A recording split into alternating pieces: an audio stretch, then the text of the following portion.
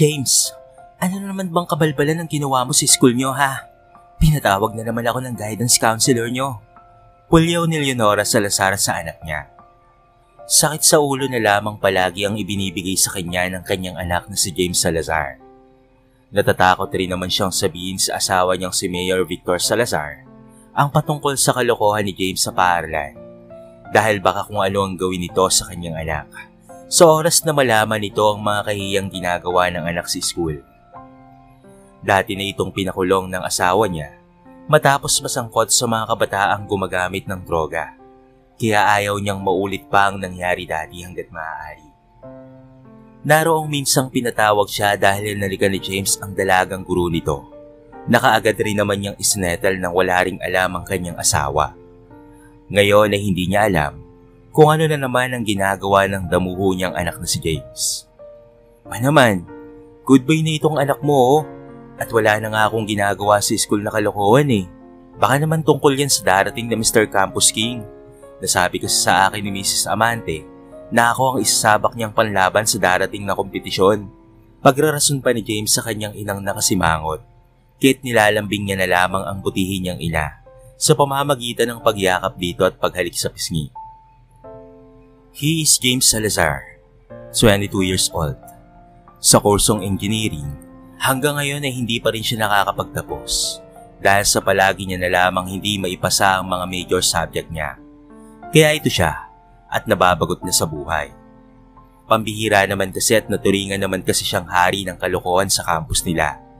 Kahit natugurin siyang teacher's enemy number 1 at ang apat naman niyang mga katropa ang siyang nag-aagawan sa pagkuha ng teacher's enemy number 2 sa paaralan nila. Sikat na sikat siya lalo na sa mga babae sa campus dahil na rin sa taglay niyang kagwapuhan at kakisigan.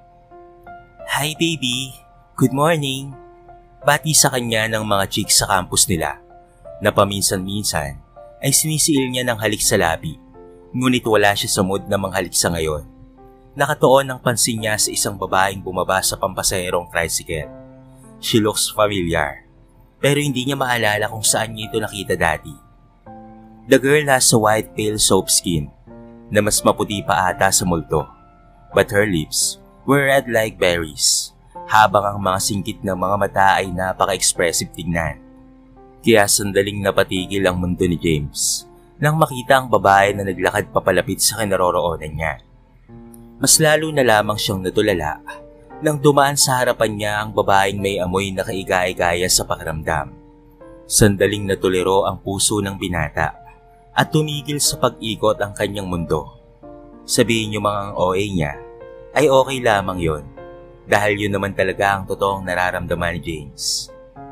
Hi miss, I'm James. Ikaw, anong pangalan mo? Napatanga si James nang sandali siyang tinitigan ng dalaga. Pagkatapos ay yumuko at iniwanan siyang muling napatigagal sa kagandahang dumaan sa harapan niya. Napakagatlabi na lamang si James na sunundan ng tingin ng babaeng hindi man lamang siya pinapansin. Uy, tinamaan ka bad no?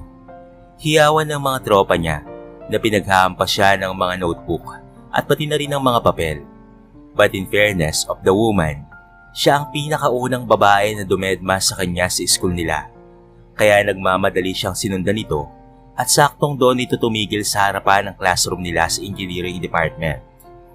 Napapalatak pa si James nang makita ang babae na pumasok sa loob ng mismong classroom nila. Pumwesto ang babae sa pinakadulong upuan sa gilid ng bintana. Nakayuko itong umupo doon at tumingin sa labas ng bintana. Kanina pa si James nakatayo sa harapan ng babaeng nakatanaw pa rin sa labas ng bintana o sadyang hindi lamang siya nito pinapansin. Hi James, bati sa kanya ng malanding kaklase niyang si Cara. Dumiretso pa itong humalik sa pisngi niya na ikinainis naman ni James. Dati naman ay gustong-gusto niyang hinahalikan siya ng mga chika babes niya sa school nila. Pero sa harapan ng babaeng ito, tila ay nahihiya siya sa mga pinagagagawa niya. Cara, stay away from me at bumalik ka sa upuan mo. Bulyaw niya sa kanyang classmate. Nagulat naman ito sa ginawa niya. For the first time, ay wala sa mood ang playboy ng campus nila. Dahil doon, ay nagkibit balikat na lamang si Cara at bumalik sa upuan niya. Hi miss, pasensya ka na dun sa babaeng yun ha. Masyado lang talaga siyang makulit. Pero hindi ko siya girlfriend. I'm James Salazar. Transfer ka ba? Napatitig si Kathleen sa mga kamay ng binatang nakalahad sa harapan niya. How she wish na pumasok na ang guro nila para lumayo na sa kanya ang preskong lalaking ito na kanina pa nakabuntot sa kanya. Kilala niya ito. Ito yung kapitbahay niyang siraulo na anak ni na Mayor Victor Salazar at Mrs. Leonora Salazar. Matagal niya na itong nakikita pero wala siyang interes rito dahil maliban sa gwapong itsura nito ay wala na siyang nakitang mabuti rito. Tinaasan niya ito ng kilay at sinamaan ng tingin. Hindi naman ako nagtatanong kung kaano-ano mo siya. Pwede ka nang bumalik sa upuan mo. Napakamot sa batok si James. Grabe naman yung babaeng ito. Wala bang epekto rito yung kagapuhan niya? Yung ilang babae nga sa campus nila ay ginagawa na ang lahat ng pagpapapansin sa kanya. Mapansin lamang sila ni James. Ngunit ibang klase ang babaeng ito. Napapailing na napaupo na lamang si James sa upuang katabi ng dalaga. Nang nakita niyang dumating na si Axel na isa sa mga kaklase niya, ay kaagad niya itong sinenyasan na lumapit doon sa upuan niya na nasa harapan. Takot naman ito sa kanya, kaya wala itong magawa para suwayin ng isang James Salazar. Nagsitayuan ng lahat ng estudyante nang pumasok ang guro nilang si Mrs. Amante. Good morning, Mrs. Amante. Sabay-sabay na bati ng mga kaklase nila si Gina na pumasok sa loob ng classroom. O teka, bakit nariyan ka, Axel? Absent na naman ba si James? Sa halip na kabahan, matapos mapuna ng guro ay kaagad na tumayo si James at kumaway. Nandito po ako, ma'am. Palit po muna kami ng upuan ni Axel.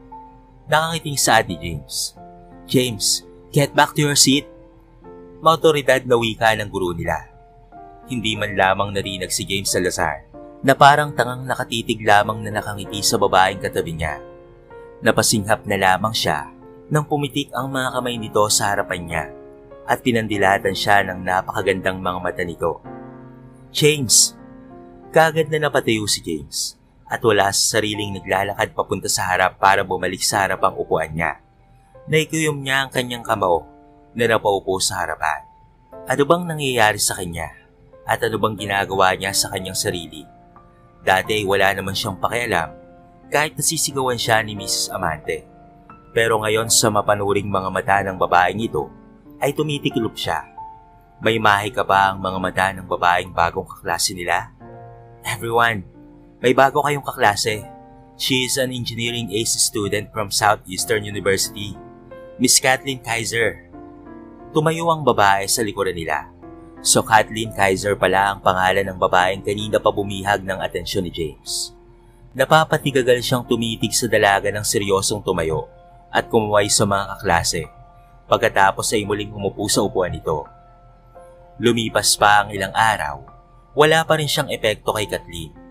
Lahat na lamang yatang pagpapapansin ay nagawa na ni James, ngunit tila wala pa rin itong epekto sa babae. Nagmamadaling bumaba ng tricycle si Kathleen. Lahat ng paghihirap sa adjustment period niya ay ginagawa niya para mapatunayan niya lamang sa kanyang ama na kaya niya ang kanyang sarili. Patitigilin na sana siya sa pag-aaral ng kanyang ama nang ma-diagnose siyang meron siyang sakit na cancer sa dugo. Ngunit umaasa si Kat na magiging maayos ang lahat sa buhay niya at kaya pang gamutin ng mga makabagong teknolohiya ang sakit niya. Oh, nandito na pala si Maria Clara. Natatawang wika ng kaklase niyang si Cara. Hindi alam ni Kathleen kung sa anong kadailanan ay mainit ang dugo sa kanya ng babaeng ito.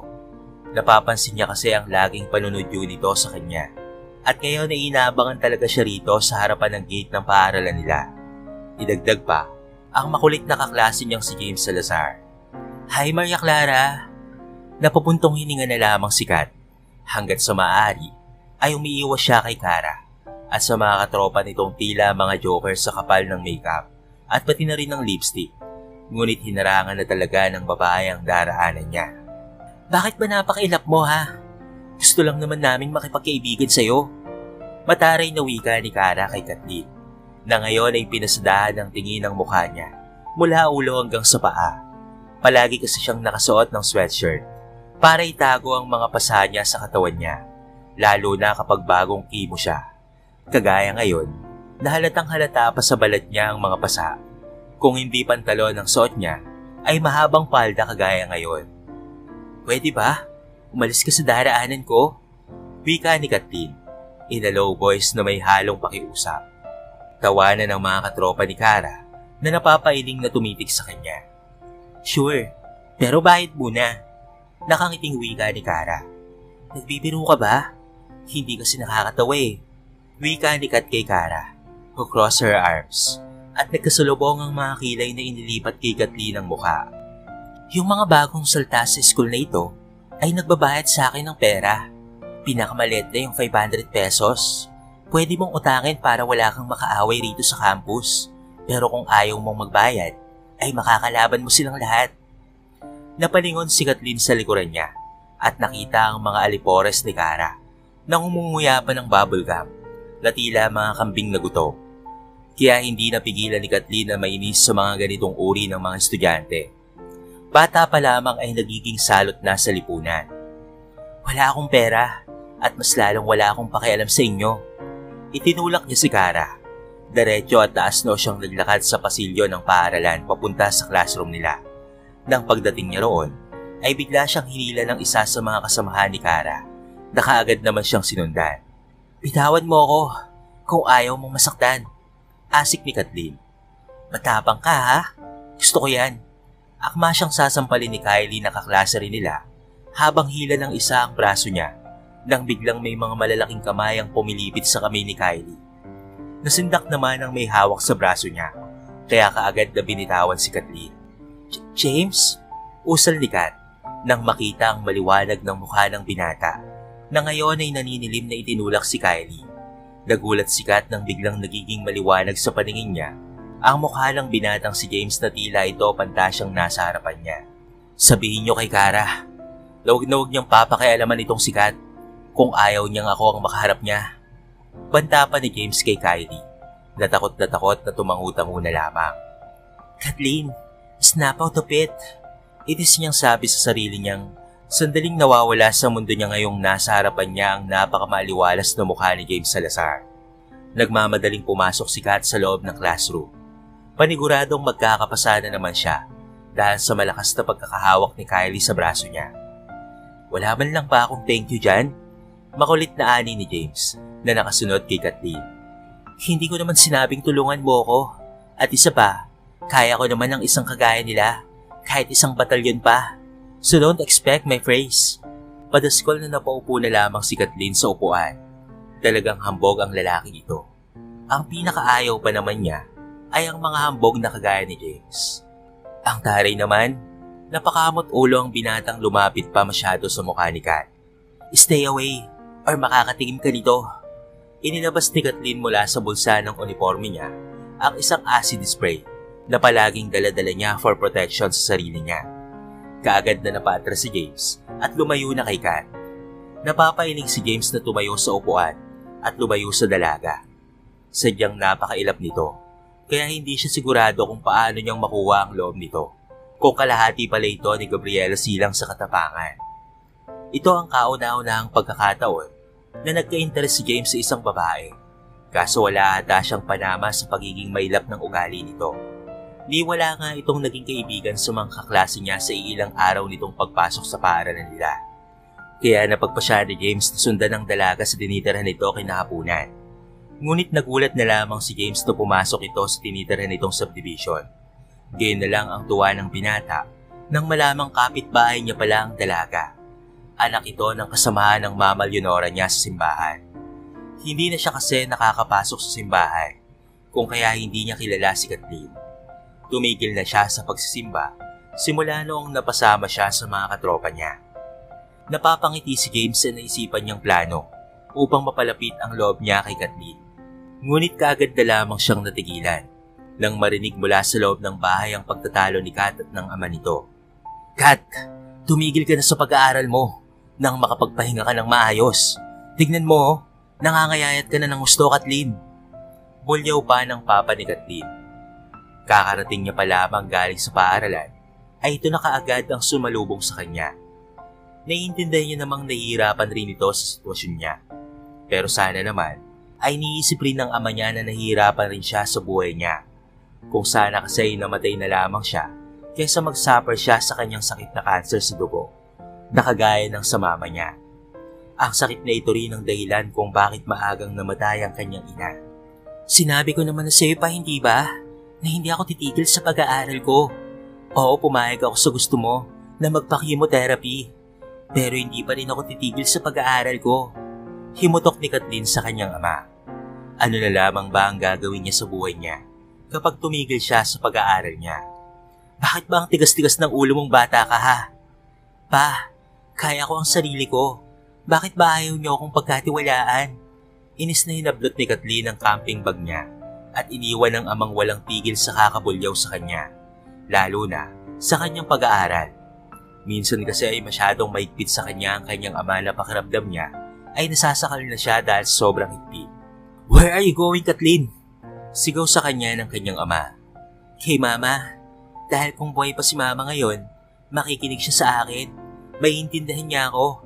Papaaralin niya ako at hindi kagaya mo. Napatulo ang luha ni Kat na nagmamadaling sumakay sa bisikleta. Doon siya matutulog ngayon sa tabi ng mama niya. Naiwan naman si Calvin na kanyang ama na napahilot sa sentido nito. Nasanay na siya kay Kathleen na kapag nagtatampo ay doon ito natutulog sa sementeryo. Tatabi ito sa libingan ng nanay niya. Napapailing na lamang si Calvin sa katigasan ng ulo ng kanyang anak. Para rin naman sa kabutihan ni Kathleen ang gagawin niya. Pero hindi siya naiintindihan ng kanyang anak. Mabuti na lamang at nasa private cemetery nakalibing si Catherine na yung maong asawa niya. May security guard doon na kaibigan niya. Kaya tatawagan niya na lamang ito at sasabihin na bantayan ng anak niyang matigas ang ulo. Kaagad namang nakapagtago si James sa malalagong halaman nang makita si Kathleen na lumabas ng bahay, sakay ng isang bisikleta. Kung kaya't nagmamadali rin siyang pumasok sa bahay nila para kunin ang bisikleta niya at sundan ng dalagang kapitbahay niya lamang pala. Pumasok ang dalagang si Kathleen sa isang private cemetery na nasa San Sebastian pa rin naman. Sinusundan niya pa rin ang dalaga hanggang sa tumigil ito sa harapan ng isang libingan at doon ay humagulgol sa pag-iyak. Awang-awa siya sa dalaga at hindi napigilang lumapit rito, sabay abot ng tubig mula sa loob ng bag niya. Sandali itong natigilan. Nagpahid ng luha at napatitig sa mga mata ni James na puno ng simpatyang nakatitig sa dalaga. Pati ba dito ay gugulihin mo ako? Hiyaw ni Kathleen na halata ang sobrang pagkainis sa presensya ni James dahil gusto niyang mapag-isa. Hindi kita sinundan. Dinalaw ko lang rin ang libingan ng lola Soledad ko. Papalabas na ako nang makita kitang umiiyak rito. Napakamot sa batok si James sa kasinungalingan niya. Subalit totoo namang naroon sa sementeryong ito ang kanilang lola at pati na rin ang kanyang lolo. Inabot naman ni Kat at binuksan ng tubig, ngunit ang tigas naman ng kap nito. Kaya't nakabusangot niyang muling iniabot kay James ang tubig para pagbuksan ng binata. Kaya't napangiti si James at kaagad na binuksan ng 1 litrong mineral water. Pinabayaan niya na lamang muna si Kat na kinakausap ang puntod ng ina nito. Shinare nito ang exciting journey niya sa paaralan, kung paano siya nakasurvive sa ilang buwan ng chemotherapy. Kat, hindi ka pa ba uuwi? Nagtatakang tanong ni James, dahil kanina pa siya pasulyap-sulyap sa pambisig na relos niya. Mag-aalas 6 na kasi ng gabi, ngunit tila walang balak na umuwi si Kat sa bahay nila. Hindi ako uuwi, dito ako matutulog. Sasamahan ko muna si mama ngayon. Napanunok si James at namutla sa sinabi ni Kathleen. Sigurado ka bang dito ka matutulog? Oo. Bakit? Ikaw bakit hindi ka pa umuwi, ha? Napakamot sa batok si James. Iniisip niya kung seryoso ba ang babaeng ito. Ngunit nagulat na lamang siya nang inilabas nito mula sa bag ang isang camping tent. Kung hindi ka pa uuwi, tulungan mo muna akong itayo ito. Nakalimutan ko palang may dala akong tent. Dumidilim na kasi, oh. Seryoso ka ba talagang dito ka matutulog, Kat? Sementeryo kaya ito? Nahihintakutang wika pa ni James, na palingalinga sa paligid ng mga puntod. Paano kung sa kalagitnaan ng gabi ay magsibangon ng mga ito? Ay, ewan ko sa'yo. Bahala ka na nga dyan. Dito nga ako matutulog. Seryosong tugon ni Kathleen, matapos maitayo ang camping tent ng walang tulong ni James. Paano ang pagkain mo niyan? Siyempre nagdala ako, no? Nakangising wika ni Kathleen na pumasok sa loob ng tent at inayos doon ang kumot at unan niya. Inilabas niya rin sa bag ang maraming pagkaing dala at pati na rin ang malaking electric flashlight. Bulaga! Nay! Napasigaw na lamang si James nang biglang lumabas sa tent si Kat habang inilawan ng flashlight ang mukha. Pumailan lang tuloy sa buong sementeryo ang takot na sigaw ni James. Halos mapunit ang bibig ni Kat dahil sa kakatawa nang makita kung gaano natakot ang ekspresyon ni James na halos madapa na ito sa pagtakbo, ngunit bumalik itong kaawa-awang mukha. Kat naman, umuwi na nga tayo. Natatawa pa rin si Kathleen sa ekspresyon sa mukha ni James na ngayon ay namumudla. Umamin ka nga sa akin, sinusundan mo ba ako rito? Napabugay ito ng hangin at napayuko. Oo na, sinusundan na kita. Malungkot na napangiti si Kathleen at lumapit sa binata. Salamat James ha, umuwi ka na. Gabi na baka hinahanap ka na ng mga magulang mo. Rumistro ka agad sa mukha ni James ang takot habang nakatitig kay Kathleen. Kat, hindi ka ba talaga natatakot dito? James, mas nakakatakot ang mga buhay na tao na maaaring manakit sa atin. Pero mga patay na sila. Ang katawang lupa na lamang nila ang naiwan rito. Ang mga kaluluwa nila ay wala na rito kung hindi naroon na sa langit kasama ng Diyos. Isipin mo ba naman na ang init-init siguro dito sa sementeryo kung narito lahat ng kaluluwa ng mga taong namatay o kaya ang gulo-gulo siguro nila dahil sa magsisiksikan na sila rito. Kasunod noon ay ang pagpalatak ng malutong na tawa ni Kat. Sa unang pagkakataon ay narinig niya itong tumawa, kaya wala sa sariling napangiti na lamang si James na tumitig sa dalagang masayang naghanda ng pagkain. Kat, can I stay here with you? Kahit ngayon lang, huwag ka munang magalit sa akin. Promise hindi kita guguluhin at kukulitin. Sandaling seryosong napatitig si Kathleen sa binata at ito ay napangiti. Sure, halika rito. Pasok ka na sa maliit nating bahay.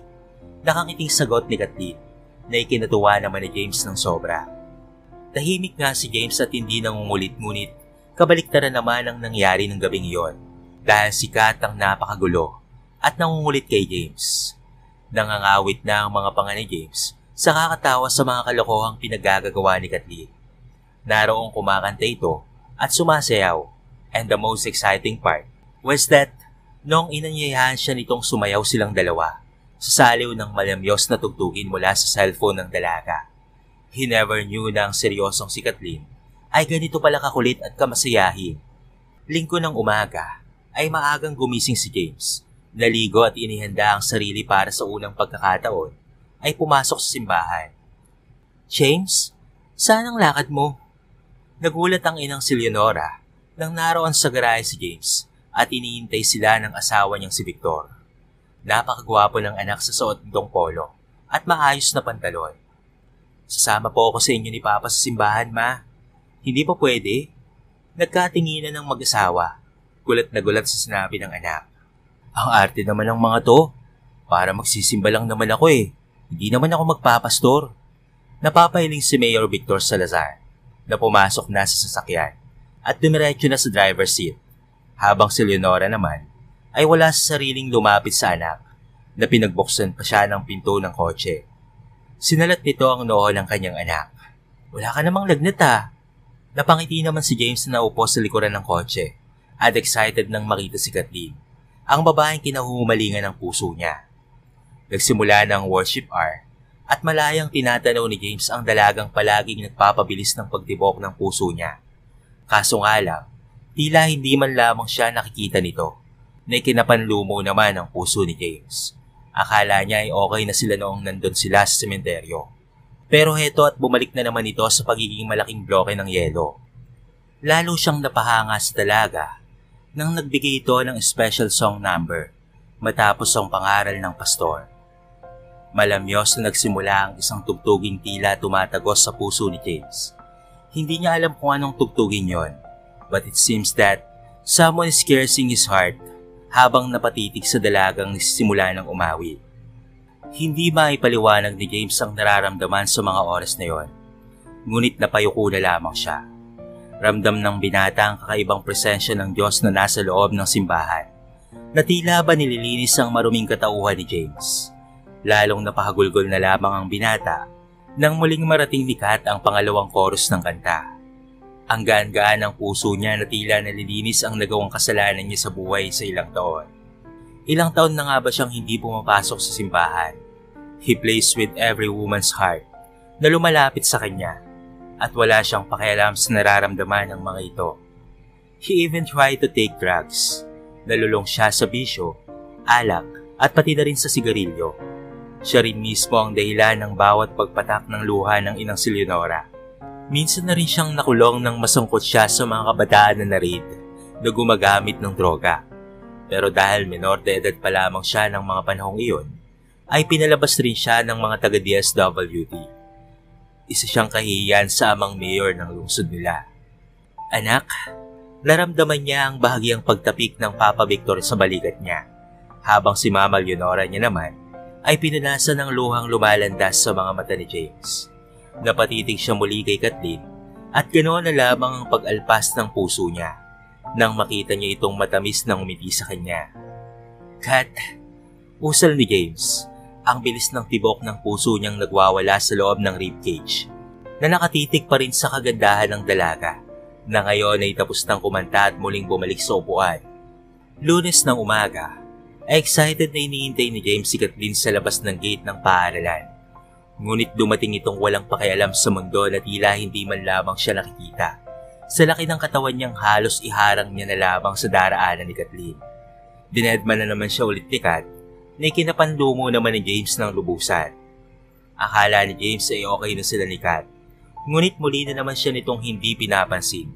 Pero okay lang sa kanya yon dahil hindi naman siya susuko. Break time nila nang nilapitan siya ng mga katropa niya habang nasa tabi siya ni Kat sa panghuling upuan at muling nagpapansin. Buds, toma tayo mamaya? May bagong bukas na bar sa malapit sa amin. Sama natin tropa ni Kara para masaya. Napalunok na lamang si James na sinulya pa ng babaeng katabi. Hindi nakaligtas kay James ang pangungunot noon ng dalaga matapos marinig ang sinabi ni Jig na katropa niya. Sige na, sama ka na. Namimiss ka na namin Nung linggo nga wala ka sa inyo Kasama namin yung magandang chick na nainlabata sa'yo, yung Dayo. Ano ba kasi ang ginawa mo roon?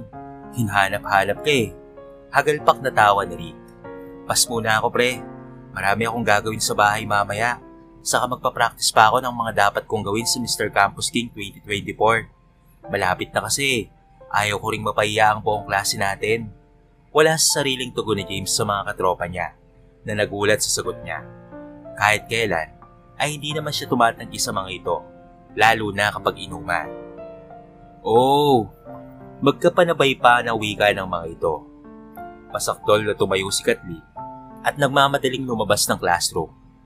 Ang ingay-ingay naman talaga ng mga tropa ni James. Sarap talagang lagyan ng packaging tape ang mga bunganga ng mga ito. Ang sakit-sakit pa ng ulo niya. Nakalimutan niya kasi kaninang uminom ng gamot. Kathleen, sandali lang. Humarang si James sa may pasilyong daraanan ni Kat para hindi ito makalayo sa kanya. Umalis ka sa daraanan ko, ano ba? Saka pa lamang napansin ni James na namumutla ang dalaga. Namumuo ang butil-butil na pawis nito sa noo. Kat, nanlalamig ang mga kamay ng dalaga na hangawakan niya. Kaagad naman itong binawi ni Kat na animoy napapaso sa pagkakahawak ni James. James, nagmamadali ako, please. Ihatid na kita kung saan ka pupunta. Hindi na kinaya pa ni Kathleen ang sobrang sakit ng ulo niya. Napakaramdam niya ay umiikot na ang kapiligiran niya at sasabog na ang bungo niya. Sa pagmamadali niya kaninang pumasok, ay nakalimutan niyang uminom ng gamot. Napahawak ang dalaga sa balikat ni James at doon ay bumagsak. Takot na dinala ni James ang dalaga sa pinakamalapit na ospital.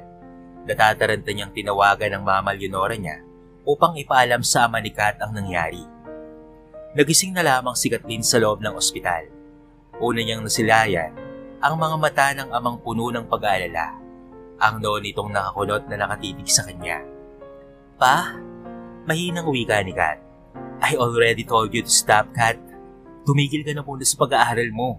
Dahil hindi kakayanin ng sistema ng katawan mo ang pag-aaral. Lalo na't nagkikimotherapy ka. Pa, Kaya ko. Nakalimutan ko lang kasi kaninang uminom ng gamot. Noong umaga, kaya nangyari ito sa akin. Pero hindi na po ito maulit pa, pangako. Pilit ang ngiting sumilay sa mga labi ni Kathleen para mabawasan ang pag-aalala ng papa niya. Hindi na talaga ito maulit dahil titigil ka na sa pag-aaral at ako ang masusunod. Bulyaw ng kanyang ama na hindi na napigilan ang bugso ng damdamin. Sobrang tigas talaga ng ulo ng anak niyang ito na malang-mana sa kanyang ina. Sir, wag po kayong mag-alala. Ako na po ang bahala kay Kat simula ngayon. Ako na po ang mag-aalaga sa kanya kapag nasa school po kami. Napakunot ang noo ni Calvin sa biglaang pagsabat ng binatang anak ni Mayor Victor. Nagkatinginan sila ng kanyang anak pero kahit papaano ay gumaan ang pakiramdam ni Calvin sa narinig nitong sinabi ng binata. Palagi niya itong natatanaw mula sa malayo na sinusundan si Kathleen pauwi ng bahay nila. Saka pa ito dediretso sa bahay nila kapag nasigurado na nitong nakapasok na ng bahay si Kat na ipinagtataka naman niya noong una. Buong buhay niya ay ginugol niya sa pag-aalaga sa may sakit niyang anak dahil namatay na ang asawa niya sa sakit na cancer. Matapos ring inilabas si Kathleen kaya hindi basta-basta ang pasanin niya sa balikat. It feels good to have someone na magbibigay sa kanya ng assurance para alagaan ang anak niyang matigas ang ulo sa paaralan. Nakuha kaagad ni James ang loob ng Papa Calvin niya.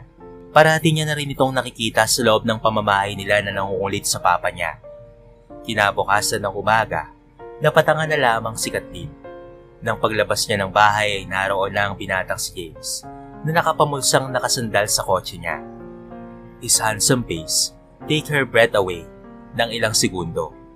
Ngunit nagawang pakalmahin ni Kathleen ang puso niya. Napunit ang ngiti niya sa mga labi niya nang makita niya si Kathleen na papalabas na ng bahay. Hi, ano namang ginagawa mo rito?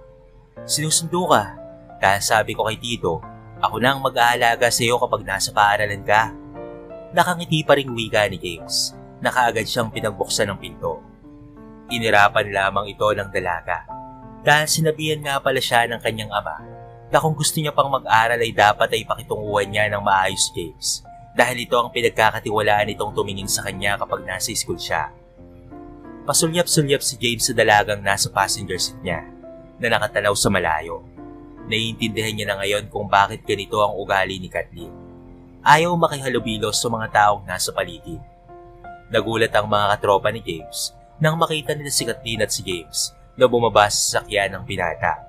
Diretsyong naglakad si Kathleen papasok ng silid-aralan at wala siyang pakialam sa mga mapunuring mga mata ng mga mag-aaral na nakatuon sa kanya. Nagulat na lamang siya nang pagliko niya ng pasilyo ay bigla siyang hinila ng dalawang babae at kinaladkad papasok sa empty room at doon ay itinulak. Halos mapasadsad si Kathleen sa lakas ng pagkakatulak ng mga ito sa kanya. Hello Maria Clara, ang kapal talaga ng mukha mong agawin sa akin si James, no? Bulyaw sa kanya ni Cara na ngayon ay naka-cross arms na lumapit sa kanya. Wala akong inaagaw sa'yo, sayong-sayo na si James. At wala akong pakialam sa lalaking yon. Yung iyon na siya. At isaksak mo sa baga mo. Kung maaari pa, ay itali mo na sa katawan mo nang hindi ako ang kinukulit pa noon. Para naman matahimik na ang buhay ko. Mahinang bigkas ni Kathleen sa harapan ni Cara na ngayon ay naniningkit ang mga mata matapos marinig ang mga sinabi niya. Ang tapang mo talaga no? Hinila ni Cara ang buhok niya. Kaya napapiksi na lamang si Kathleen. Takot na takot siyang matanggal ang suot niyang wig. Bagya na kasi siyang nakalbo dahil sa chemotherapy niya. Bitawan mo ko! Mabilis ang galaw niyang isinalag ang mga kamay ni Cara at mabilis na itinulak ito. Kahit nakawala siya sa pagkakahawak nito. Hawakan niyo nga yan! Kagad na inablot siya ng dalawa pang kasamahan ni Cara kung kaya't naningkit ang mga mata niya sa inis. Bitawan niyo ako kung ayaw niyong masaktan. May alam siya sa martial arts.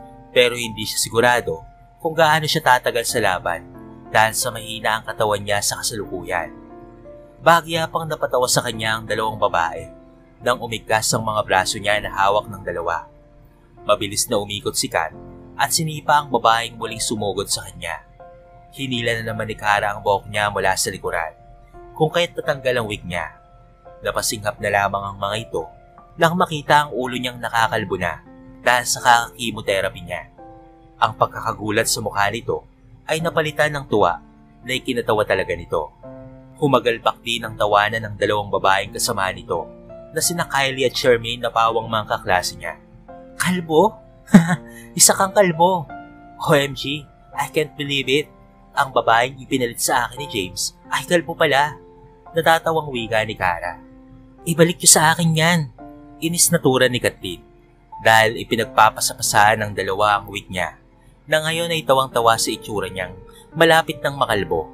Biglang bumukas ang pinto at sa isang iglap ay nasa kamay na ni James ang wig ni Kat. Hindi siya sigurado pero nakikita niya ang galit na ekspresyon na nakaguhit sa mga mukha ni James. James, nagkakatuwaan lang naman kami dito ah. Pigil ang tawa ni Kara na napasapo sa noo at natatawang nakatitig kay James. Look at her, James. Look at her. Shut up, Kara. Napaunat si Kara at hindi makapaniwalang galit na galit si James sa kanya. Naikiyom naman ni James ang kanyang kamao na lumapit kay Kat at maingat na inilagay sa ulo ni Kat ang wig nito. Hindi niyo na uulitin ito dahil kapag maulit pa ito, sa kulungan na kayo pupulutin pa. Lalo ka na. Bulyaw ni James kay Kara. Hindi na kinaya pa ni Kat ang pagtulo ng luha sa mga mata at patakbong nilisa ng empty classroom na iyon. Mabilis ang hakbang ni James, kaya't naabutan niya ang dalaga na umiiyak paakyat sa may rooftop. Sandali lang, Kat. Kathleen. Hinablot ni James ang braso ni Kat at kinabig para yakapin ang umiiyak na dalaga. Sandali pa itong nagpupumiglas ngunit hindi ito binitawan ni James at maigpit na ikinulong sa mga matitipunong braso niya. I'm so sorry, Kat. Pangako hindi na maulit ito. Hindi ka na masasaktan pa ni Kara. Hindi ka na nila malalapitan pa ulit. I'm sorry talaga, Kat. Just stay away from me. Pwede ba? Layuan mo na nga ako. Kung hindi dahil sa'yo, hindi mangyayari ito sa akin. Bulyaw ni Kathleen. Kat, gusto lang naman kitang maging kaibigan. You changed my outlooks in life. Simula noong araw na una kitang makita. Kaya gusto ko lang namang maging kaibigan ng anghel na nagligtas sa akin sa kadiliman ng buhay ko. Napapaiyak na wika ni James. Maraming salamat kung itinuturing mo akong isang anghel. Pero ayokong maging bahagi ng buhay mo dahil ayoko sa'yo at ayokong makilala ka. Ayokong maging kaibigan ka. Ginugulo mo lang ang buhay ko. Kaya kung maaari sana, lubayan mo na ako. Bumalik ka sa mga tropa mo. Bumalik ka na kina Kara nang maging tahimik na ang mundo ko. Pwede ba, James? I don't need someone to take care of me. Dahil ako lang sa buhay ko ay sapat na.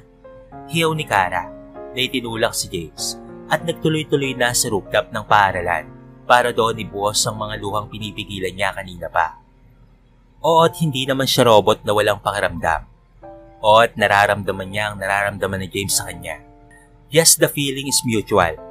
Pero hanggat maaari ipinipigil niya ang kanyang sarili na mapalapit sa binata dahil alam niyang masasaktan niya lamang ito balang araw kapag nawala na siya. Balang araw kapag mawawala na siya sa mundo, ay ayaw niyang makikita si James na malungkot at umiiyak ng dahil sa kanya. Hindi siya mapapayapa sa pag-alis niya sa mundong ibabaw. Kaya't hanggat maaari, hanggat kaya niya ay pinipigilan niya ang kanyang sarili na bumigay kay James. Na bumigay sa nararamdaman niya para sa binata. Para mapigilan niya ang sakit na mararamdaman nito kapag nilisan niya na ang mundo. Sapat na ang papakalbi niya na lamang ang iiyak at masasaktan. Hindi niya na idadagdag pa roon si James. Laylay ang balikat ni James na umuwi ng bahay nila.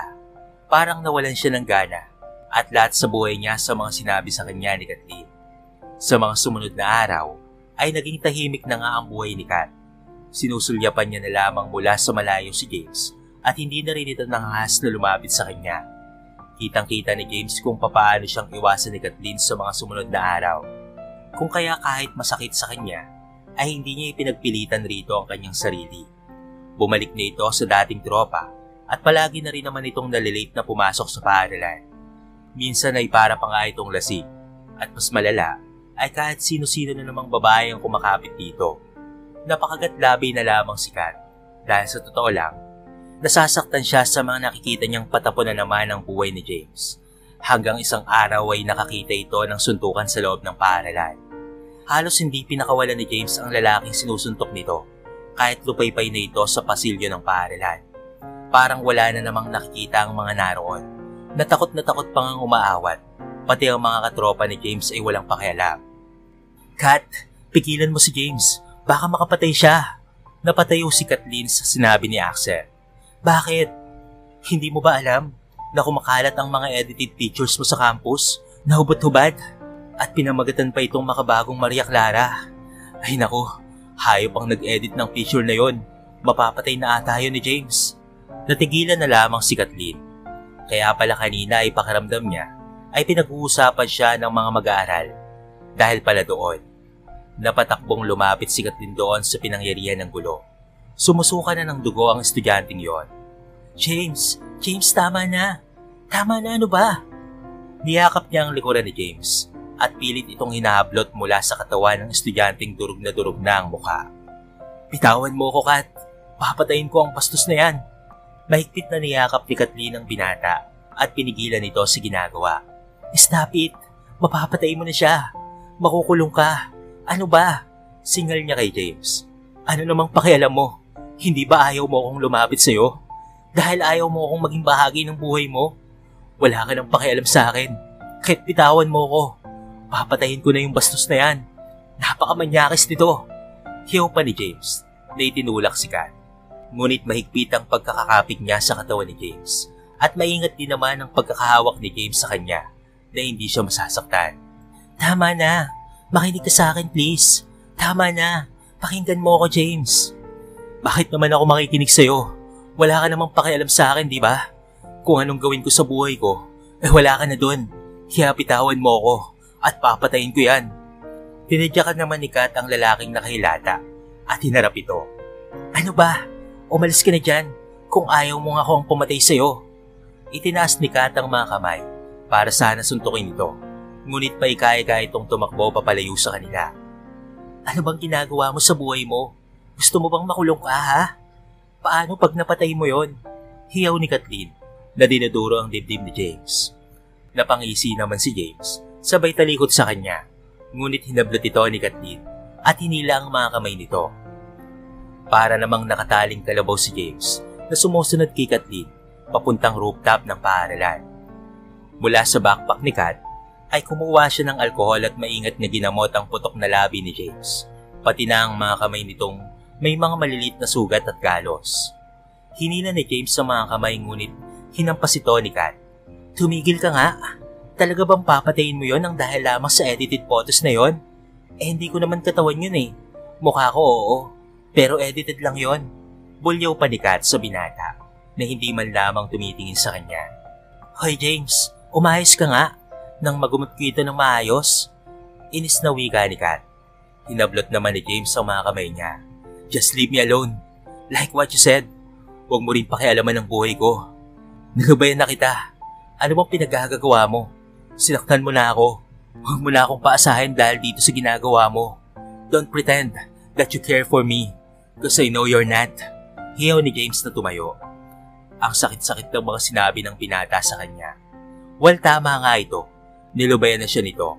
Kaya dapat ay wala na rin siyang pakialam rito. Mapaklang na pangisi na lamang si Kat.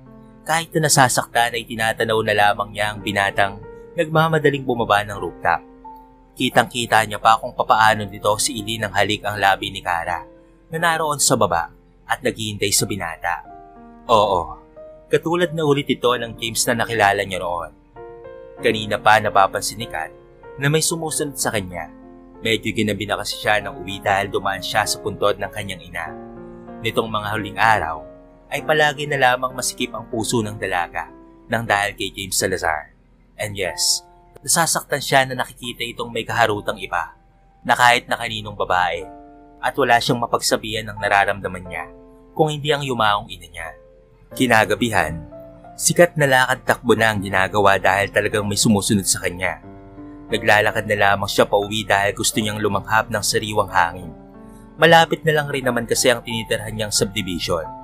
Ngunit saktong pagliko niya ay biglang may humila sa kanya. Sino ka? Bitawan mo nga ako? Akmang manlalaban sana ang dalaga nang may nakakahilong amoy ng panyo ang itinakip nito sa bibig at pati na rin sa ilong niya. Kung kaya't kaagad na nawala ng malay ang dalaga.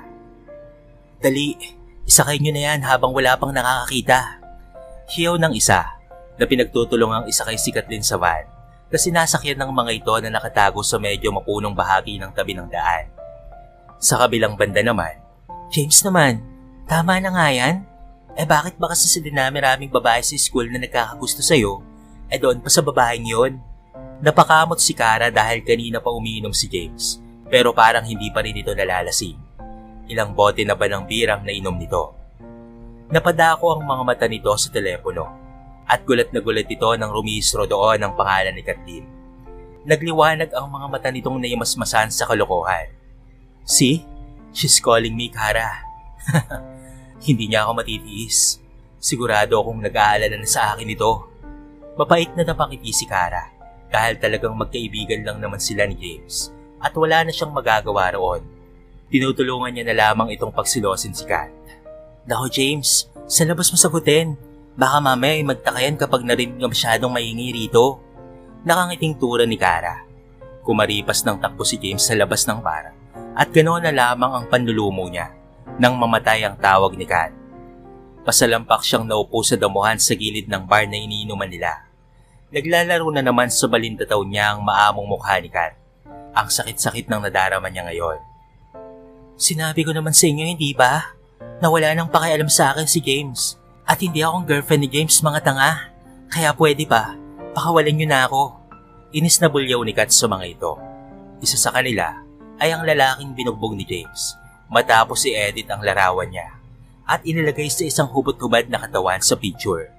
Napangisi na lamang ito. Tawagan niyo ulit. Hindi ako bubugbugin ni James kung wala siyang gusto sa babaeng yan. Nagpupupuyos ang damdamin ni Kat. Oras na makatakas siya rito, ay uubusin niya talaga sa pagtanggal ang malalaking ngipin ng lalaking ito. Alalang-alala pa naman siyang mapatay ito ni James. Sana ay hinayaan niya na lamang si James na patayin at bubugin ito. Kung alam lang talaga niyang salbahe ito. Laylay ang mga balikat ni James na tumayo nang biglang tumawag sa telepono niya ulit ang numero ni Kathleen. Hello Kat! Sandaling napalunok si James at excited na marinig ang boses ni Kat na nag-aalala sa kanya. Ngunit siya ay nagulat sa narinig na boses ng lalaki. Bingo! Sabi ko lang nga ba at sasagutin mo ang tawag ng chick mo. Natatawang wika ng lalaki sa kabilang linya ng telepono. Sino ka? At bakit nasa iyong telepono ni Kat? James, relax lang pare. Si Ramil ito. Naalala mo ba? Yung kamuntikan mo nang mapatay sa paaralan? Pare, kasama ko ang babae mo ngayon. At kapag hindi ka pumunta rito, lagot to sa akin. Lalantakan ko to. Ang sarap pa naman ito. Nalilisik ang mga mata ni James, lalo na noong narinig niya ang nandidiring sigaw ni Kat. Huwag na huwag kayong lumapit sa akin. Huwag mo akong hawakan. Nakakadiri ka, bastos ka. Hiyaw ni Kat nang hinipo ng isa sa mga kasama ng lalaking ito ang kanyang binti. Pare, itatext ko sa iyo ang address and don't dare you na magpatulong sa tatay mong mayor nang hindi namin tuluyan to. Huwag na huwag mong sasaktan si Kathleen. Ililibing talaga kita ng buhay, hayop ka. Sigaw ni James sa kausap niya sa telepono. Nanginginig sa galit si James nang makitang pinatay na nito ang tawag. Napuno ng pag-aalala ang puso niya para sa dalaga. Makakapatay talaga siya ng tao kapag may ginawa itong masama sa dalagang minamahal niya. Bats, anong nangyari? Magkasunod na lumabas ng bar ang mga tropa niya. Nang marinig ang malakas niyang sigaw na animoy, meron siyang kaaway. Si Kat, kinidnap ni Ramil. Mapapatay ko siya kung may mangyayaring masama kay Kat. Kaka-therapy lang ni Kat. Delikado ang buhay niya. Pananangis ni James. Nabalisang naghihintay ng mensaheng ipapadala ni Ramil sa kanya. Umilaw ang cellphone ni James at nakita niya ang mensaheng naroon. Dinala nila si Kat sa South Bay, isa sa mga tahimik na lugar ng syudad nila, kung saan ay malimit lamang ang mga naliligaw roon dahil sa nasa dulo ito ng San Sebastian na sakop ng lungsod nila. Sa South Bay, wika ni James sabay angkas sa motorsiklo niya.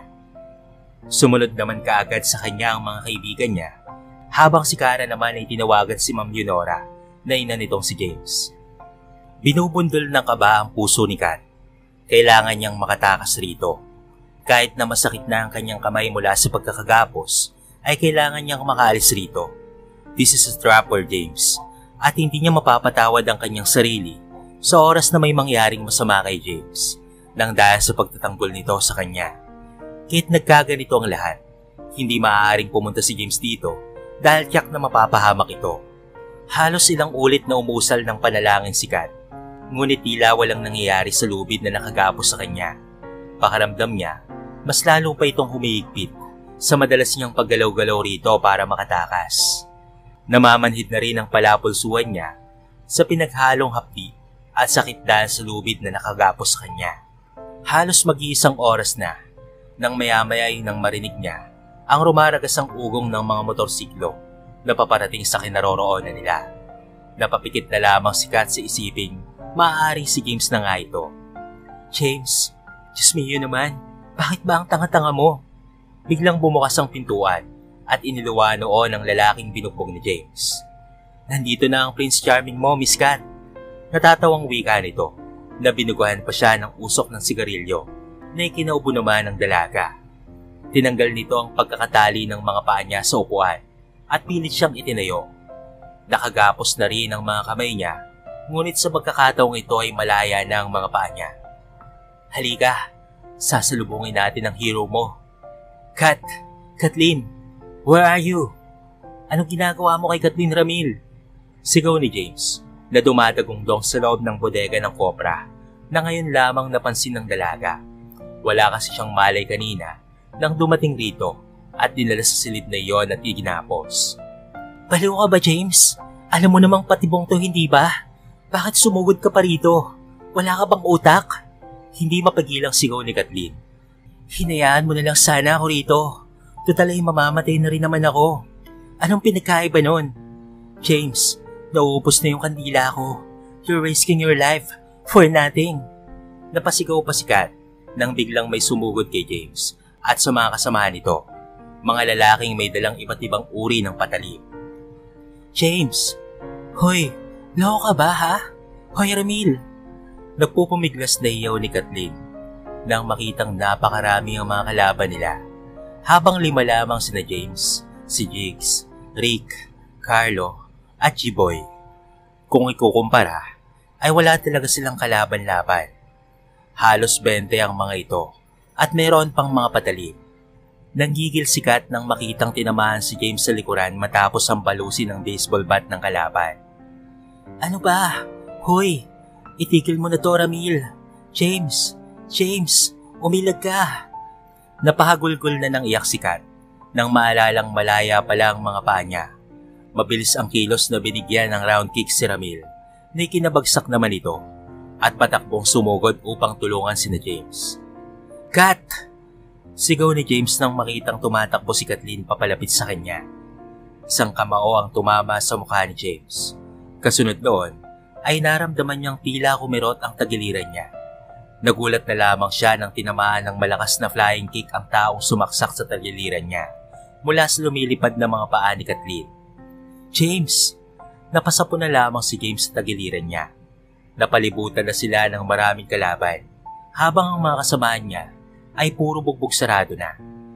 Nakahandusay na rin sa saig ng koprahan sina Jigs at Rick. Gumagapang naman si G-Boy na sapo ang dugo ang tiyan. Kat, I'm sorry. Hiyaw ni James na niyakap si Kathleen.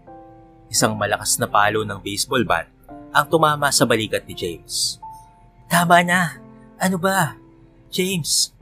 Nagsusumikap si Kathleen na matanggal ang lubid na nakagapos sa mga kamay niya nang maramdaman niya na lamang na isinalag ni James ang katawan sa bawat pagtama ng patalim upang protektahan si Kathleen. James! Hindi maaari! Stop it! Tama na! James! Nanginginig si Kathleen nang makitang bumunot ng baril si Ramil mula sa tagiliran nito. Paalam James Salazar, ikamusta mo na lamang ako sa amo nating si Taning ha? Sinundan pa ito ni Ramil ng malutong na tawa na tila ay nababaliw na. Pakiramdam ni Kathleen, hindi niya kakayanin kapag mamatay si James nang dahil lamang sa kanya, and saving James from death is the only way for her to live in this world in peace.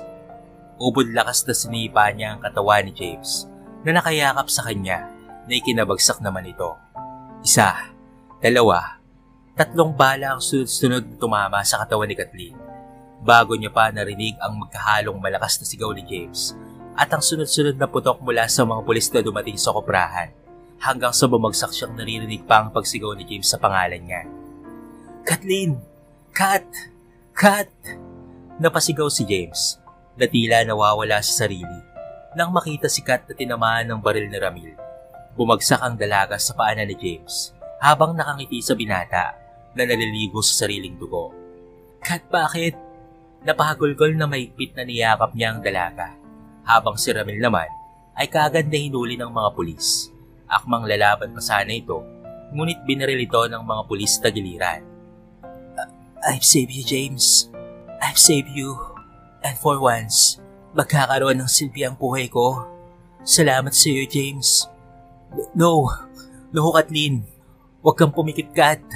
"Sir, dalhin na natin si Kat sa ospital." Hindi ininda ni James ang sakit ng katawan at ang mga saksak niya. Wala siyang pakialam doon dahil ang mahalaga sa kanya ay ang babaeng sobrang mahal niya. If only God would save the love of his life, ay aayusin niya talaga ang buhay niya.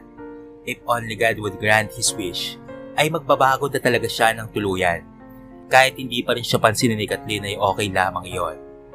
Nakalimutan ni James na sa iilang taon na pumubuhay sa makamundong kaligayahan, ay halos nakalimutan na niyang meron palang Diyos. Only this woman has brought the presence of God in front of him nung nasa loob siya ng simbahan. But this time, James had humbled down himself para umusal ng panalangin sa Diyos, para lumapit sa Diyos at maalalang wala siyang magagawa bilang tao kung wala ang Diyos sa buhay niya. Muli siyang lumapit at tumawag sa Diyos para kay Kathleen. He can even offer his life in exchange for Kat, na ngayon ay nakikipaglaban sa kanyang buhay. Napahagulgol ng iyak si James habang kasalukuyang pareho silang ginagamot ng doktor sa loob ng ambulansya. Sinamahan niya sa loob si Kat habang kinakabitan ng iba't ibang aparato si Kathleen, ay walang tigil si James sa pagtawag sa pangalan ng Diyos na ilang taon niyang nakalimutan dahil sa layaw at sa pinili niya ang baluktot na daanan ng buhay. "God, I know I don't have a right to ask for something dahil masama akong tao. Pero God, Kathleen is an innocent one. Walang kasalanan si Kat kay Ramil. Nadamay lang si Kat sa galit sa akin ni Ramil. Diyos ko, ipinapangako kong aayusin ko na po ang buhay ko. Just save Kat. Maliman, but I want to make a deal with you na kapag iniligtas mo po si Kat, ay babaguhin ko na po ang buhay ko. Aayusin ko na po ang lahat ng sinira ko sa pagkatao ko. Just save her. At maligaya na akong tatanawin na lamang si Kathleen mula sa malayo. Hindi ko na siya guguluhin pa kagaya ng gusto niya. God, just save her please. Save Kat." Lumipas ang ilang araw at madaling nakarecover si James sa mga sugat niyang tinamo. Nakakulong na rin si Ramil. Nakasapi pala sa mga notorious gangster ng San Sebastian, pati ang mga kasama nitong tumulong sa pambubugbog kina James at kumidnap kay Kathleen. Mabuti na lamang at hindi fatal ang mga tama ni Kathleen sa katawan. Sinuwerte ang dalaga na mabuhay habang si James naman ay hindi na nakikita kagaya noong dati na palagi itong nagpapapansin sa kanya. Gusto itong kausapin ni Kathleen pero mas mabuti na siguro ang ganito nang pareho silang hindi masaktan pa. Habang si James naman ay napagdesisyonan ng lumipat sa ibang paaralan para tuluyan niya na lamang makalimutan si Kathleen dahil sapat na sa kanya na ibinigay ng Diyos ang panalangin niya. Unti-unti na ring nagbago ang buhay niya. Isang bagay na lamang ang hindi niya mabago-bago sa kanyang buhay. Yun ay ang pagkahilig niya sa motor racing. Sa mga sumunod na araw, ay hindi na nakikita pa ni Kathleen si James na pumapasok. Nag-aalala na nga ng advisor nila na si Mrs. Amante dahil baka wala silang magiging contestant sa Mr. Campus King. Nalalapit na ito kaya pinakiusapan nila si Kathleen na kausapin itong si James. Kaya kinahapunan ay narito si Kathleen sa bahay ng mga Salazar at magalang na nakiusap kay Leonora na gusto niya sanang makausap si James. Buong araw siya nagmukmok sa loob ng kwarto niya, iha. Hindi ko nga makausap eh. Hindi ko na alam kung ano ang gagawin ko kay James. Parang ayaw niya na atang pumasok sa paaralan. Nag-aalalang wika ni Mrs. Salazar. James? James anak? Anak, may bisita ka. Tita, may susi ka po ba ng kwarto ni James? Nag-aalala ring wika ni Kathleen sa ina ni James Kaya kinuha nito ang spare key ng kwarto, ngunit tumambad sa kanila ang kwartong walang tao. Kung gano'n ay umalis itong walang paalam sa kanyang ina. Palinga-linga si Kat sa paligid ng kwarto ni James. Maayos ang pagkaka-arrange ng kwarto nito. Malinis kahit lalaki si James. Nasaan na naman kaya ang batang ito? Nag-aalalang wika ni Leonora. Nang mula sa mesa ni James, ay nakita ni Kathleen ang isang inter-motorcycle racing competition na nasa karatig na lugar nila. Kaya kaagad niyang naisip na naroon si James dahil alam niyang maliban sa mahilig itong tumambay sa kalye, ay nakahiligan rin ito ang motor racing. Sige tita, alis na po ako. Sabihin mo na lang po kay James na hinahanap siya ni Mrs. Amante. Sakay sa pampasaherong jeep, ay tinalon ni Kathleen ang lugar ng Alegria, kung saan doon iniheld ang racing competition. Kumakabog ang puso niya sa isiping maaaring manganib ang buhay ni James sa hindi may paliwanag na dahilan ng dalaga, ay tumitibok ang puso niya para sa binata. May kung ano ang tumulak sa kanya para pigilin ito sa sinasaliyang kompetisyon. Sana nga lang ay makarating pa siya roon. Magulo ang lugar na iyon nang dumating si Kat. Mula sa hindi kalayuan ay naroon nga si James, pinapaligiran ng mga katropa niya. Mga babaeng nakasuot lamang ng swimsuit na umali-aligid kay James. Bagaman naiinis at napupuno ng panibugo ang puso ni Kathleen, ay nilapitan niya ang binata. Hindi pa siya nito napapansin dahil sa ingay ng paligid. Ngunit hinablot niya ang mga kamay ni James at hinila papalabas ng maraming tao. Nagulat pa ito nang makita siya. Kat? Hindi nagsasalita si Kat na inilayo ang binata. Ngunit hinablot ni James ang mga braso at iniwanan siya. James, I'm talking to you, ano ba? Wala tayong dapat na pag-usapan, Kat. Lumayo na ako sa'yo because this is what you want. Wala tayong pakialam sa isa't isa. So stop pestering me. Bulyaw pa nito. Kaya sa totoo lang, ay walang pagsidlang ng tuwa ang umaapaw sa puso niya ng mga oras na yon nang makita niya ang magandang dalaga na si Kat at ito ay makausap niya. Parati niya na lamang kasi itong tinatanaw mula sa malayo. Pakialam ako dahil sinira mo na yung buhay mo sa mga pinagagagawa mo. James, umuwi na tayo. Hindi ako uuwi nang hindi ka kasama. Hindi ka pa rin ba nadala sa nangyari sa'yo, ha? Hindi ka ba talaga magbabago? Then umuwi ka mag-isa, Kat, at wala ka nang pakialam kung ano ang gawin ko sa buhay ko. Buhay ko to. James, mahigpit na niyakap ni Kathleen ang lalaki sa likuran niya. And it hurts her so much na marinig ang mga sinabi nito. Sobra na siyang nasasaktan sa mga ginagawa nito sa sarili. Ang ilang araw niyang hindi ito nakikita ay sapat ng rason para sobra niya itong mamiss. James, you ruined your life, so let's stop this. Napatulo ang mga luha ni Kat sa malapad na likuran ni James. Ramdam ng binatang mainit na likido na pumapatak sa likuran niya. Sa totoo lang ay inaayos na nga niya ang buhay niya. Kaya sobrang saya niya nang malamang she really cares for him. It touches his heart na tila tinutunaw ang katigasan ng pusong yon. Ang lahat ay ginawa ni Kat just to save him from drowning him into the darkness pit of life. Dahan-dahan siyang napalingon at nakita ang luhang mga mata ni Kathleen. James, I don't want you to be part of my life. Dahil ayokong masaktan ka. Ayokong isa ka sa mga taong lumuha kapag hindi ko na kaya ang sakit ko. Ayokong umasang mabuhay dahil mas lumalala ang kondisyon ko. Gusto kong matahimik na umalis sa mundong ito na tanging si Papa na lamang masasaktan. Ayokong madagdag ka pa roon pero hindi ko kayang nakikita kang unti-unting sinisira ang buhay mo. Kaya stop this, James. I can't even spend my last day saving you. So please, nakikiusap ako. Tigilan mo na to, James. Hindi na natapos pa ni Kathleen ang kanyang sasabihin nang siniil siya ni James ng halik sa labi. She even smelled his fresh breath and his lips tasted so sweet na nag-aanyaya kay Kat na sabayan ang bawat paggalaw ng mga labi nito. Kaya ibinuka ni Kathleen ang kanyang mga labi at napapikit na ninanamnam ang bawat sandaling magkahinang ang mga labi nila ng binata. Subukan mong lumaban, Kat, para sa amin ng papa mo. Bakit ba ayaw mong harapin ang nararamdaman mo? Kung may puwang ako sa puso mo, then try to let go of your worries. Ang mahalaga ay ang ngayon. Ngayon kasama mo ang mga taong nagmamahal sa'yo. At salamat for saving me, Kat. Simula ngayon ay aayusin ko lang lahat sa buhay ko. Basta't makasama kita. Naluluhang wika rin ni James na kahit nagsisimula na siyang baguhin ng sarili as he promised to God, but God the Father even gave him a total package kasama na roon ang nararamdaman ni Kathleen para sa kanya. Sobrang saya ni James dahil doon. Kat even hesitate for a moment at natanong sa sarili kung susubukan niya bang subugal sa pagkakataong ito. Paano kung matalo siya? Paano kung hanggang dito na lamang pala talaga ang buhay niya? Muling siniil ni James ng halik ang mga labi niya, mga halik na puno ng pagmamahal. Hilam sa luha ang mga mata ni Kat nang nagiwalay ang mga labi nila ni James. Habang ito ay nakangiti, buo na ang desisyon niya. Susubukan niyang ipagkatiwala ang buhay niya sa tadhana. Susugal sa bawat pagbayo ng hampas ng alon sa buhay niya. Hilingin sa Diyos na sana idugtungan pa nito ang buhay niya para makasama niya pa ng matagal si James at pati na rin ang papakalbing niya. Harapin niya ang bawat dagok ng tadhanang naghihintay sa kanya ng buo ang loob at matibay ang dibdib with James around her.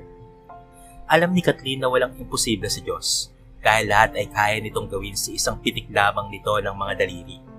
God is faithful in His promises, giving us mercy in every day. Please, payagan mo ko. Huling saba ko na ito sa racing. Pakiusap. Napasingap pa ito matapos niyang kurutin sa tagiliran. Napapailing na lamang si Kat at pinagbigyan ng lalaki sa kahilingan nito. Hindi naman siya nito niligawan. She didn't know kung ano sila ni James. Ang tanging alam niya lamang na sa mga oras na ito ay nag-uumapaw sa kaligayahan ng puso ni Kathleen at napupuno ng pag-ibig at pagmamahal ang maliit na mundong ginagalawan nila ni James. Halos bigayin ang bawat himaymay ng kalamnam ni Kat sa mga delikadong instant na ginagawa ni James habang kasagsagan ng racing competition. Ngunit talagang naipanalo ni James ang laban. Tinanghal itong kampyon. Napatakbo pa si Kathleen papalapit kay James nang dumako ito sa finish line. Sinalubong naman siya ng pinata ng mahigpit na yakap at pinupog siya ng halik sa pisngi. Nanalo ako, Kat! Nanalo ako! Tuwang-tuwa na wika ni James na napapatalon pa at pinubuhat si Kathleen sa mga bisig nito. Sa mga sumunod na araw ay ang mga pinakamaligayang araw sa buhay ni Kat kasama ang binatang si James. Minsan para maging maligaya ay kailangan mo lang talagang tanggapin ang katotohanan at maging honest ka sa iyong nararamdaman. Minsan din, sa pag-ibig ay kailangan mong isugal ang puso't damdamin. Kailangan mong isugal ang iniingatan mong puso na ayaw mong masaktan para makamtan ng kaligayahan na hindi mo inaasahan na kayang ibigay ng taong nagmamahal sa iyo. Ang tagal-tagal naman itong reyna ng buhay ko. Kurot ni James sa pisngi ni Kathleen na halos patakbo ng tinungo ang sasakyan ni James. Hindi na rin siya lumipat ng paaralan para makasama niya si Kathleen palagi at patupad ang pangako niya kay Papa Calvin na alagaan si Kathleen kapag nasa paaralan nito. Sorry, late na akong nagising. Nakangusong wika ni Kathleen. Nalalapit na ang graduation nila. Masayang-masaya naman ang mga magulang ni James dahil sa wakas ay naging maayos na ang buhay ni James nang dahil lamang kay Kathleen. Habang si Kathleen naman ay ganoon pa rin, ay pinagpapatuloy ang pagkikimotherapy. Malapit niya nang matapos ang chemo niya at napakalaki ng iginaling ng dalaga sa sakit niya. Pasok ka na. Inabot ni James ang bitbit na libro ni Kathleen at pati na rin ang backpack nito. Ipinesto iyon sa likuran ng upuan at inalalayan niya pa ang dalaga papasok sa kotse. Maraming salamat ha. Nakangiting wika ni Kathleen sa binata. Maraming salamat ka dyan. Suhol ko. Nakangusong wika ng binata. Umusog naman si Kat at dumukwang sa pisngi ng kasintahan para halikan ito. Ngunit bigla itong gumalaw para salubungin ng labi ni Kat sa mga labi nito at sinil siya ng halik ni James sa labi. Dumapo ang mga kamay niya sa tagiliran nito para kurutin. Ngunit mabilis naman itong hinuli ni James at masuyong hinalikan. I love you, my queen. I love you too, my king. Napakasarap ng pakiramdam ng magmahal, lalo na kung ang iyong nararamdaman ay nasusuklian. Magaan ang buhay at excited siyang gumising sa araw-araw. Natutong makibaka si Kathleen at lumaban sa buhay para sa mga taong nagmamahal sa kanya. Kaya kinalaunan ay nalampasan niya ang kanyang sakit. She was one of the many cancer survivor na hindi nakakalang kakayanin pala nila. Hindi siya nawalan ng pag-asa, lalo na nung dumating si James sa buhay niya. James teaches her to fight for her life. He teaches her kung paanong harapin ang bawat pagsubok sa buhay ng matapang at porsigido. Tinuruan siya ni James kung papaanong magmahal. Ang dating tambay sa kanto, basagolero sa campus nila na puno ng pagmamahal ang puso, ay ang taong nakatakda pala para baguhin ang pananaw ni Kathleen sa buhay.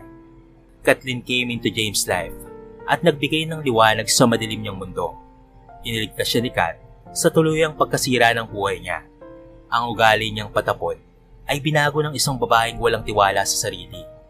They meet in the most unexpected time of their life and save each other. Love moves in the most mysterious ways, where their two hearts beat them as one. Na kahit sa nagkakaiba ng kanilang paniniwala sa buhay, ay pinagtagpo sila ng kapalaran. Even they were on the edge of different path. Kung ang Diyos na mismo ang gumagawa ng paraan, ay wala ka talagang magagawa, cause only God knows what life awaits for you. Sa uli, mas nanaig ang pagtitiwala sa Diyos sa lahat ng oras, dahil ang ating Ama ay walang pinipiling dasal, walang pinipiling tao. Naririnig niya ang lahat ng ating hinanaing at ibinibigay niya sa atin kung ano man ang mas makakabuti sa atin. He works in our lives and swiftly change our fates because He is the great planner. At kapag ipinaubaya natin sa Diyos ang lahat, we will be at peace. God's grace is amazing, giving us new life every morning because God's mercy works in our lives faithfully.